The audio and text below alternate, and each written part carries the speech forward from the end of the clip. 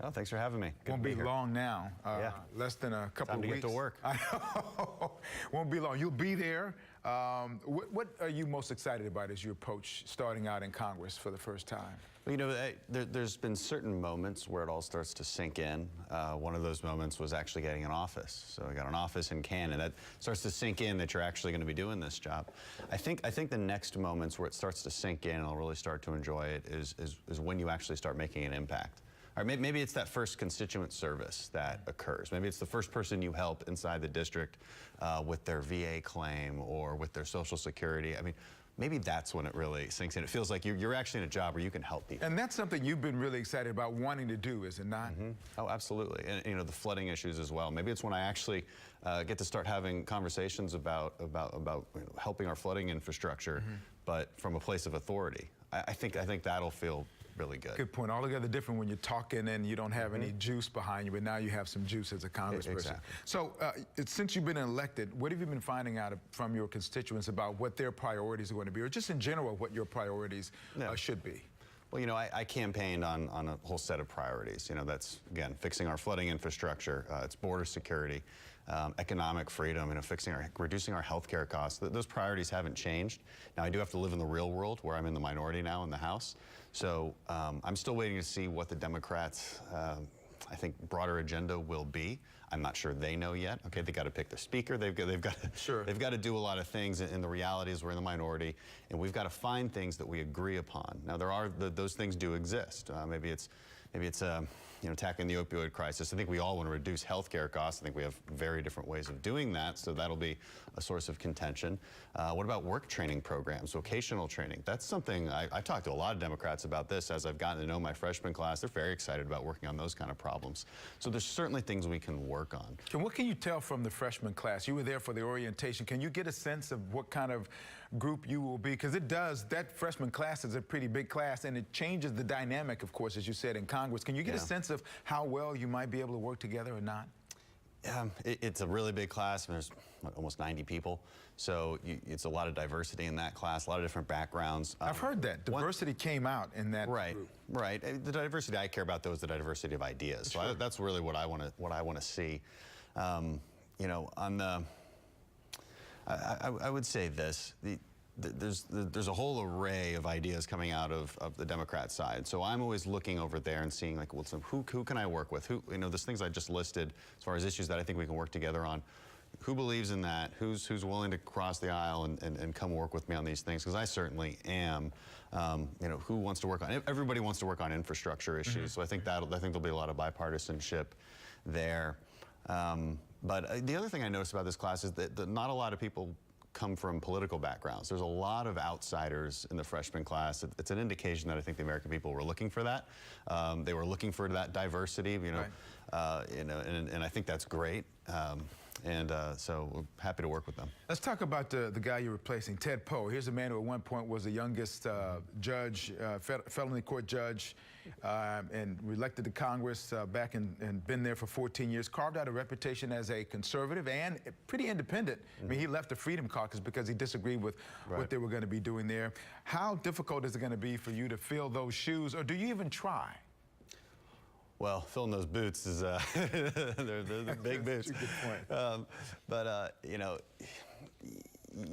I'm my own congressman in the end, right? And now I'll always use Ted as a sounding board. He'll be a great mentor going forward. He's got a lot of respect in this district, and it's well-deserved.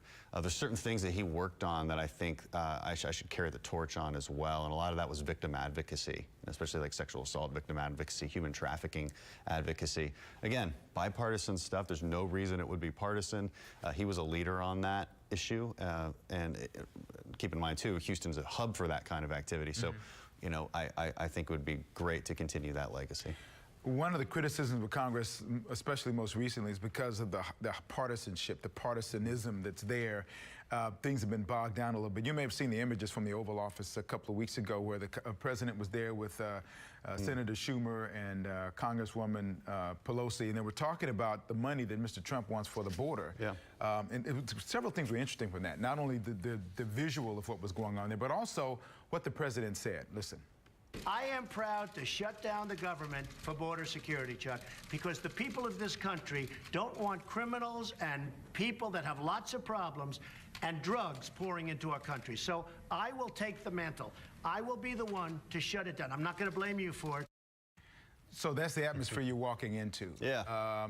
Do you have a challenge of trying to change that tone? But I should ask you first about the wall, about border security. How has your stance changed, or has it changed at all from when you were running to when you're going to be taking into Congress? Well, my stance hasn't changed, but the reality of the situation I'm walking into has obviously changed. Okay, so my question to Democrats is going, because I'm in the minority, that's what I mean by that. So I don't get what I want necessarily. But my question to the Democrats will always be this. Okay, you don't want a wall. I know you don't want a wall. You hate even the mention of a wall. Fine. Let's table that for a second. Let's talk about just border security. I will go down to the border with you. I will look at every inch of that border and say, okay, we're not talking about a wall because I know you won't vote for it. What else? What else will prevent someone from going from point A to point B across this border? Because I think, or I hope, that we all still agree that we want a secure border. All right, they don't like talk of the wall. Fine. I disagree with that fundamentally. I agree with the president's insistence on putting what is actually a very small amount of dollars into border security. He's talking about $5 billion. I agree with that. But I also understand that I'm in the minority and I have to work with Democrats. So that's my question. Do you want border security or not? Is that something that you're also going to have to do in terms of negotiating, if you will, a place where you're all going to be able to come to as it relates to health care? Was now, as of the last week or so, federal judge has said, hey, you know what? This is unconstitutional. Yeah. The president said, you know, this is great. It gives us a chance to come up with a great health care plan for America. Well, so far, it hasn't happened, even when Republicans had the majority and everybody was running for years on repeal and replace, and when they had the opportunity, nothing happened. So now it's on your shoulders to go in and make something happen. So how is that? It is. Well, again, I'm not exactly sure what the Democrats' agenda on this will be. Is there?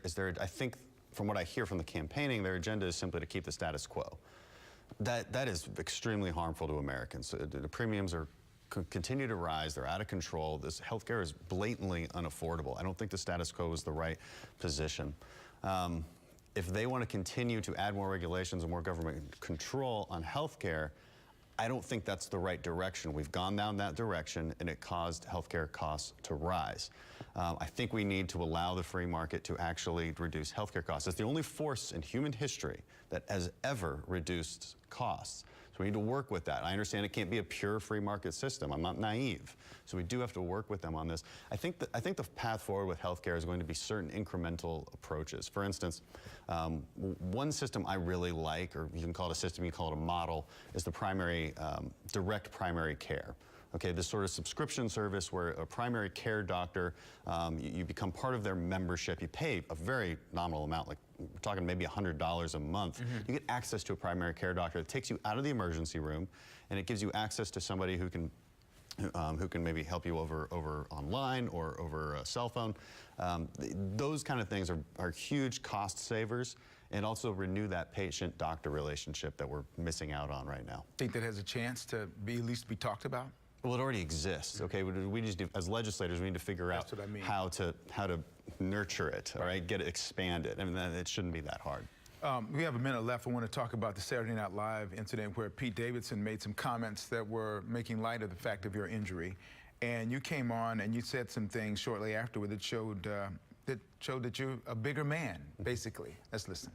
Pete looks like Martin Short in the Santa Claus 3. By the way, one of these people was actually good on SNL. Talk about what it meant to be on the national stage and how you diffused a situation that was ramping up pretty rapidly. Yeah, it was an opportunity to give America this new sense that we don't always have to be so outraged. All right, for me it was a backlash against outrage culture, which I think is important, which I hope everyone can learn from. I don't know that we have. I think we still see it every single day, unfortunately, where we bash each other over the head for everything you might have said 5 years ago, 10 years ago, for anything you can think of.